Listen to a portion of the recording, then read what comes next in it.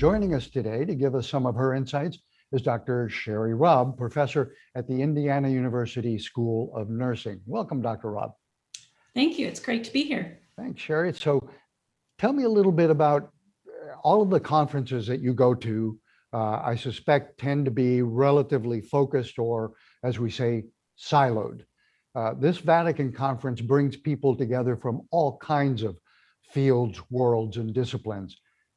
What's the value of that, do you think? Oh, I think it's incredibly valuable. We know that human health and well-being has never been a unidimensional concept. So engaging people from diverse backgrounds and areas of expertise just helps us to build knowledge and innovation in ways we really can't achieve when we work in silos. So we've been talking about music today, and everyone has a little bit different take on this. Is music, or how is music therapeutic? Can it really be therapeutic for people? Yeah, so being someone who comes from both a training in science and behavioral oncology, as well as clinical music therapy, it's a huge, like when I saw that question, I thought that's a huge question. It's a big question. I think music is something that affects us in so many ways.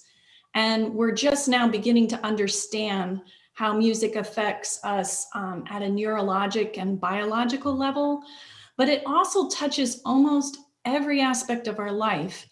It touches us socially, emotionally, spiritually, and music is such a deeply personal experience. So I think to answer your question, music becomes therapeutic when we're able to harness its potential in a way that improves life, health, and well-being. We also spoke a little bit about the type of music. Do you foresee a time when doctors might prescribe people to listen to 30 minutes of Bach or Tito Puente or rock and roll? Yeah. Would that make a difference? And is that something that might become a prescription down the road? Well, I don't think we're at the point yet where we can say that listening to a very specific piece of music will have a definitive effect. I think we're narrowing the gap on understanding what are the compositional features of music that can help lead to particular outcomes.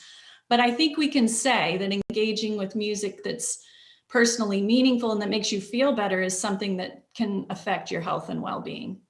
And that's going to vary from individual to individual, no? Absolutely. We know that, our emotional response to pieces of music are linked with those compositional features, but they're also connected with life experiences and memories that we have linked to particular pieces of music. And so there's the potential to evoke an emotional response in one listener that's quite different from another, just based on their culture, their life experiences, and the memories that are attached with those pieces of music. And in fact, we were talking about this earlier, that I've seen it now where, for example, Alzheimer's patients, including my own father, could have been almost catatonic.